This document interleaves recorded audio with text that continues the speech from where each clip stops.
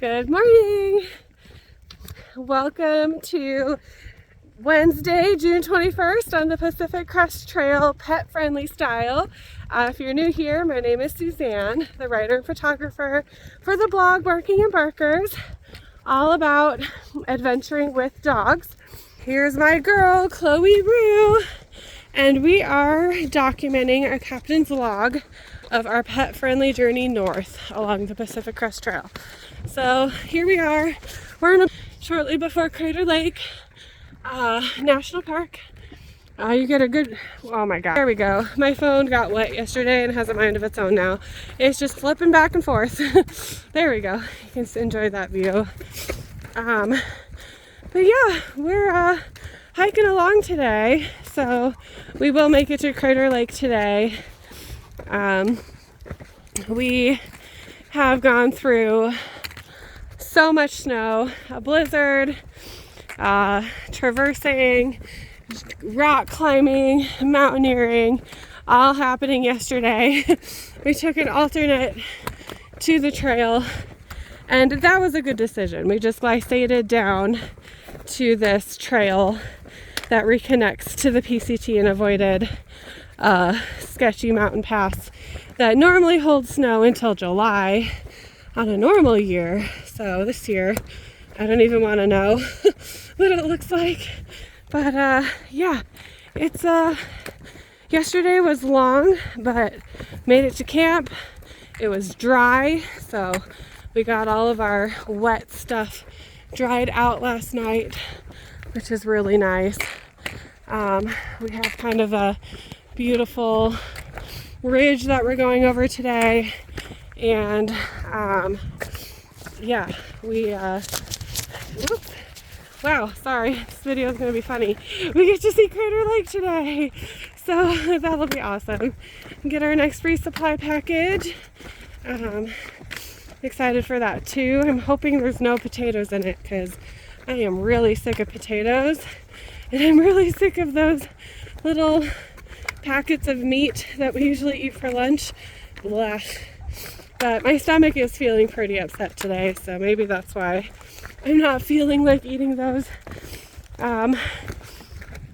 If you've been following, you've heard that pretty much since we came down from Ashland, I've been having stomach issues. And that day I was like vomiting and throwing up, and just been kind of queasy on and off. I can't really figure it out. I've messaged my doctor. I really didn't want to get off trail, and there's really not anywhere I can go at this point. In Ashland, I probably could have gone somewhere, but I didn't really think, I thought it was just a fluke. I drank something weird and my stomach was upset at that time, because there's days when it's fine. So don't really know what's going on there, but here we are. And the best thing to do is keep going. So yeah, we're really happy that this area does not have snow in it. It's a nice snow-free stretch because it's exposed because of the fire that happened here. Not exactly sure when, but if you look at all the growth, that's always so hopeful. You see all the death, but then you see the pine trees and the plants and the flowers filling in. So I always like to see that healing from a fire. Yeah, Chloe's doing awesome. They were such troopers yesterday. We went up this crazy traverse, and we were kind of nervous to, oh, this is sketchy, hold on. I don't want to fall in that tree well. There we go.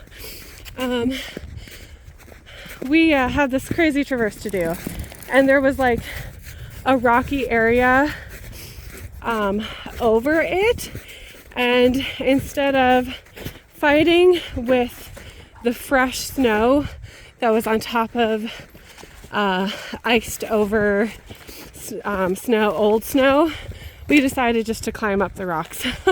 So we did. The dogs did awesome. They were so good. I can't believe we were rock climbing with the dogs yesterday. I have a couple pictures, and you can see Seth just digging out where we had to put our footsteps, and you can see the girls just sitting there waiting for us as we try to get past this area. But we climbed up these rocks, and I just let Chloe off leash because she's done bouldering and stuff before, and I figured if I fell, she would do better than having me pull her down. So she just went bloop, bloop, bloop, scrambled over all these rocks, and then she made it through the traverse and just sat there and waited for us. It was so funny. And Freya had a moment where she was like on a rock over Seth, and he was like, okay, go ahead, like you can come down off that rock, wanting to make sure that she wasn't scared. And this girl just flew over Seth's head just down onto the rocks below him, just no questions asked. Kept her balance the whole time, just whoop, jump over Seth. We're good. It was crazy. So funny that they're so confident with that stuff. I'm just so glad. Definitely not a trip for your average dog. That is for sure. Thankfully, these are like very confident, very strong animals that we have with us, because not your average dog can't climb on rocks. The little mountain goats. But I was so proud of them yesterday. Normally when we're doing crazy traverses, we keep them on a leash, and that way if they lose their footing, we can catch them. And yesterday it was just so slippery that we just didn't trust our footing, so that's why we had them off leash. Same for like river crossings. I'll make sure if we have one to record it so you guys can see how we handle those. But yeah, I mean, every dog is different. Some dogs are terrified of water. Some dogs will do anything to be with their person, including swimming across the raging river just so they can keep up with their person. So it depends on your animal, and everybody handles river crossings and mountain traverses differently, but you just kind of got to read them and know if you trust that they'll keep their footing, or if you need to have a leash on them so that they don't lose their balance. But yeah, it was fun. We are very sick of snow. Very, very sick of snow. We're supposed to have another snow stretch after Crater Lake, and we are just dreading it. I'm saying a little prayer that the rim drive is still open for humans and dogs to walk, because the north entrance was closed, so they had it open to pedestrians and dogs. And that would be so nice if the girls can go up Crater Lake and do a road walk around it. I'd be very happy. So it'll depend on the conditions when we get there, and we might just have to go up, look at it, and then take the trail that goes around the park, because dogs are not allowed in national parks except for Rainier and North Cascades, which is very cool. They did that for the PCTers. But Crater Lake, we're technically still in the park boundaries on the trail, but it is a pet friendly and a horse friendly area. So I have a feeling it's going to be snowy there. So I'm really hoping that rim drive is available for walking. Fingers crossed. But we're 9 minutes in. I don't know what I've learned. I've learned a lot, you guys. I guess